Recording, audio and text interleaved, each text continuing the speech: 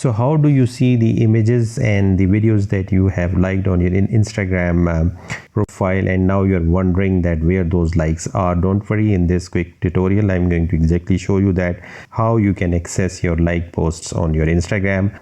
Open the Instagram account and then click your profile, which is the bottom right icon. Then you have to access this 3 horizontal bar which is towards the top right hand side. From the pop-up menu you have to look for the your activity, which is the fourth from the top. Click on that, and within this menu you have to look for the interactions, which is the third from the top. Click on that, and within that you will see these comments, likes, story replies and reviews, and then you have to click likes, and within that you will see all the likes. You can sort them out by the newest or oldest, by the start date or end date, or by the author, and then you can apply in this way. If there are more likes, then you can filter them out and you can quickly find out the post which you are looking for. Thanks for watching. Like, share and subscribe.